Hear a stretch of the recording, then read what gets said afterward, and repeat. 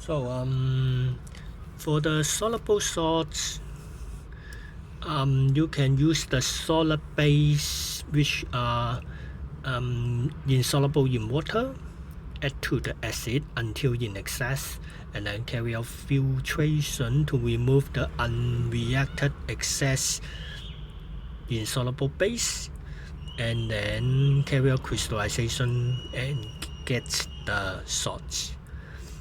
For the for using the alkali, you need to use an indicator, and you determine the volume of the acid used to have a color change of the indicator. And then without indicator, using the same volumes of acid and alkali, repeat the experiment. Now it is the third method, insoluble salts. The salts not soluble in water. Now for the soluble salts, you need to wash with little cold distilled water. But for the insoluble salts, because since it is not water soluble, you can use large amounts of distilled water to wash the insoluble salts. Okay. So insoluble salts here. No. Here. Okay, insoluble salts. For the insoluble salts, you need to refer to the table. You have the halides of silver ion, of lead 2 ion, it is insoluble. And for the sulfates, the calcium sulfate, the lead 2 sulfate, and the barium sulfate are not soluble, and all carbonates are not soluble except sodium, potassium, and ammonium. Okay. For example, we look at the calcium sulfate. Calcium sulfate. The calcium sulfate is water insoluble. And when you look at the equation, you know that the calcium metal is a reactive metal, and reactive metal react with acid and form hydrogen gas and salts.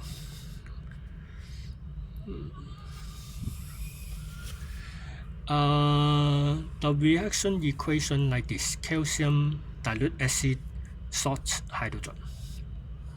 But in real case is like this: a beaker of a dilute sulfuric acid, and you add the calcium metal to the acid, and the calcium sulfate immediately form on the boundary of the calcium, and the calcium sulfate is not water soluble, and it covers the calcium and prevents the calcium further react. So in this case, you see that the calcium sulfate insoluble salts form a protective layer on the surface and stop further calcium to react. So to make the insoluble salts, you cannot use insoluble base or the metal to react to form the insoluble salt, because there is a protective layer to stop the reaction.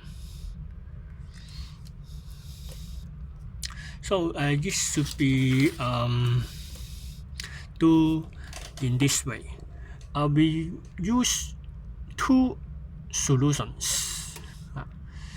The first solution provide the cation, and the second solution provide the anion. This method is to prepare lead-2 sulfate insoluble salts. The lead-2 ion from the lead-2 nitrate solution. Because all nitrate is soluble in water, we use nitrate. The sulfate anion of the insoluble salts come from another solution, sodium sulfate solution. All sodium salts are water soluble. We use sodium salts. Lead-2 nitrate and sodium sulfate solution mix together. And when they mix together, the lead-2 ion and sulfate anion combine form precipitate, which is white color. And the lead-2 sulfate insoluble salt, you can take it out by filtration. And since the lead-2 sulfate insoluble salts, you can use large amounts of distilled water to wash. At the end, you dry the lead-2 sulfate by filter paper or oven.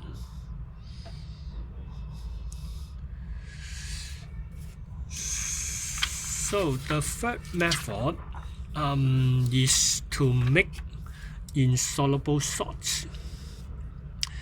We use two solutions, aqueous solutions. The first one provides the cation, and the second solutions provide the anion part. Usually we use sodium salt and nitrate salt solution. And when they mix, precipitate produced. And this kind of reaction is called precipitation. And the precipitate removed from the mixture by filtration and wash with a lot of distilled water, and carry out filtration and dry it by filter paper or oven.